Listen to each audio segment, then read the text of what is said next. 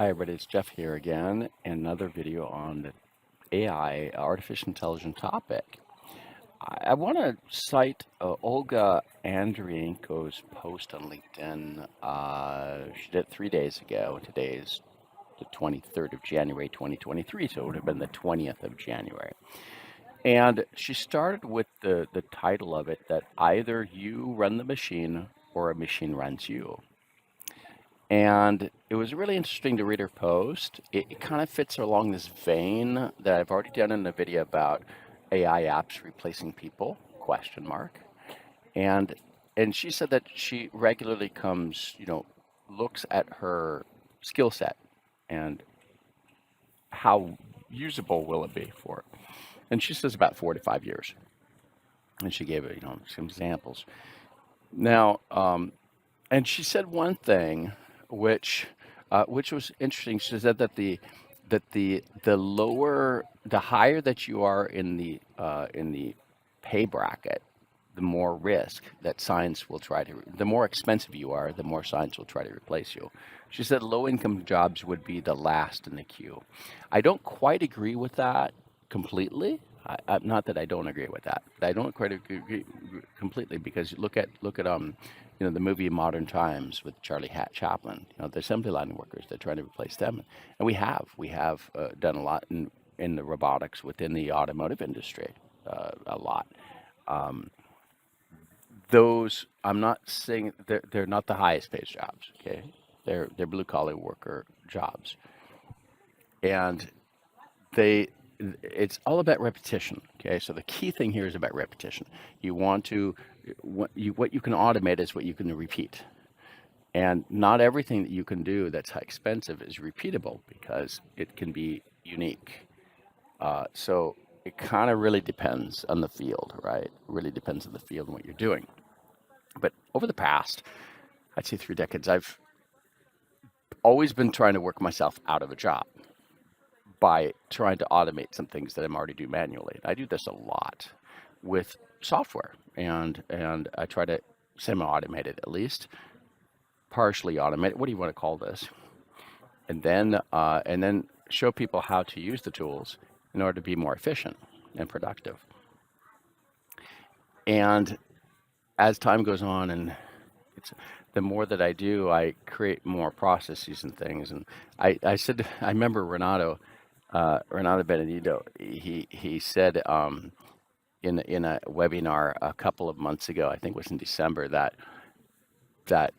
what we do is we create processes, then we create tools to fix our processes. That creates more processes that we have to create more tools that will adjust our processes. Then we have to create more tools, and that we have to create methods to adjust our processes. So it's a vicious cycle, and there's some truth to that. We're always improving, so that they're a constant readjustment. But I'd say that a lot of things that at least I've been working on, I try to semi-automate and then train people how to use it so they can do more work with the time that they've got. It all comes down to that. And there are a lot of industries. I've come back to Olga's article here. She says the things to kind of think it's in focus on. Well, she says here that high tech has glamour, true, and she said that jobs in high tech are so much risk because more and more jobs and tasks are being replaced by AI. That kind of depends. It's just it all comes down to our people. And this comes down to your article, Olga. You know, are people ready to adapt and to adjust? And I think that's what you're pointing to in this article. Uh, it's really good that I am constantly thinking of ways to adjust and adapt and do other things. I've gone to different fields when I've had to because of world crises and economic world crises have me move to another field or another sector or industry. And there are so many things that if we need to be adaptable, we need to be able to. And I think the key thing here is that the people that are most valuable are those that are adaptable. And one of the things that I've heard, and also having lived in Europe for 30 plus years in France, and it's really tough because I've got a background that's very wide and diverse. Some people say you haven't done that many things in your life. You've had how many lives? But I kind of laugh and I just say, well, I'm able to adapt. And what happens is HR people, they don't really understand this kind of that kind of person because they're waiting for a person that's doing a linear thing, has always done the same way, at least in Europe. Now, um, the funny thing is that I remember working with an American manager, uh, a guy who was managing some other development teams, another team I was training and stuff. And he says that he was struggling with the HR people because they were they didn't want to take some people that he was suggesting, and they didn't. They said, yeah, but that person's been moving around a lot, and we don't want that. He said, no, you need to understand that in America, well, actually in Ireland, he was talking about Ireland. It applies to Anglo-Saxon countries. What happens is a person that moves in European countries, a person that moves around a lot, they have special words for this, at least in the French. It's a person that moves around, right? It's just and isn't stable.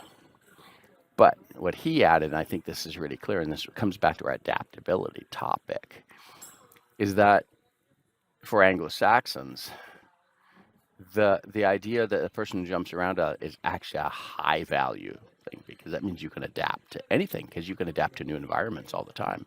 And he says someone that's been around the same job all the time, you don't want that kind of person because the person cannot adapt to anything else. So that comes to Olga, it comes to your article. I'm addressing you directly now, I'm talking to you as the third person, as she. It's adaptability is the key thing. And that's adaptive means that will you be able to work with the machines? Will you be able to adopt, be an early adopter of technologies and actually turn it to your advantage to actually give more value to what you're doing rather than just be, well, I'm losing my position because that's what comes down to. If you're able to harness the technology in some way and make it work to your advantage, then it's hard to replace you. I'm not saying it's impossible. But if you're able to use technology, then people want you because you're making things more productive and more efficient rather than have to wait on some kind of person, some kind of really expensive consultant. The problem is the consultants are expensive to do this, right? And usually what happens, the technology costs so much that they don't have time or money to put into the consulting to actually help people afterwards adjust to it when you're doing it, right? So that's where the key if you're able to adjust that. So this whole adaptability thing, I think, is here.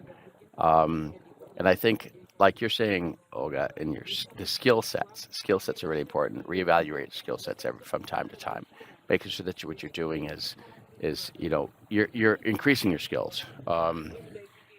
Now, I don't take online courses and stuff. I've got enough degrees to I got so many degrees. I don't need any more diplomas and certificates and stuff. I have too many, right? So I actually do not try to get too many certificates because I don't think it's going to add anything more. What is the skill set and be able to show that I've got that experience and to prove that. And that comes through giving a lot of conference talks, right? Because I talk about the things I do. So these are key things. People need to find ways to prove, not just to have a piece of paper, but to show that you've got the skills are able to prove that you are able to do something that has high value, and you're adaptable, and you're practical, and I would like, and thinking about the things here that what you're able to do and where they apply. And so, Olga, you got some good points in here in your topic, but have a backup plan, be able to do things that you can do locally and stuff, and not just at a community level that are basic. I got two boys and one's dyslexic, and reading's hard for him, right? It always has been. So, and I always said, hey, well, let's help you find a job that is common and everybody can do, and so he's a cook, right? He wanted to be a magician. Not too many jobs in that, but it's manual, right? So you can do a lot of hands. You have to read, right? He became a cook, and cooks, you get jobs all the time, right? It's when it's mechanics, car mechanics. There are jobs that just everyone needs a car mechanic, right? Everyone needs a hairstylist. Everyone needs, like you said, you were talking about, doing manicures and lots of things that are jobs that in babysitting, pet care, all that kind of stuff. There are lots of jobs, lots of things that people just need. Then you just have to build a thing around it. And there are a lot of people that one of my relatives was a plumber, and he made really good money because he just did a really good job and created a business that was really good. Now, plumbing isn't going to be kind of the most glamorous job, but he had some really nice houses and golf courses and drove around BMWs and Mercedes, right? So, because he made a lot of money doing it. But he was able to build a good business, and it's really hard to do that. So but a plumber, you always need plumbers, right? Yeah, gotta have a plumber. I mean, electricians and plumbers and construction workers. I mean, they are painters too. Those are just everybody needs them all the time, right? So, and then there are jobs that are the niche stuff. So these are kind of the skills. Think about your skill set along those lines.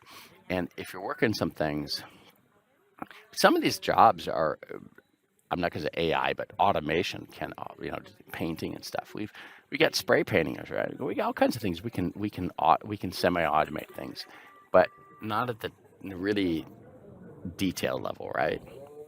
Some things can, sometimes you can't. So revalue your skill set, like Olga said.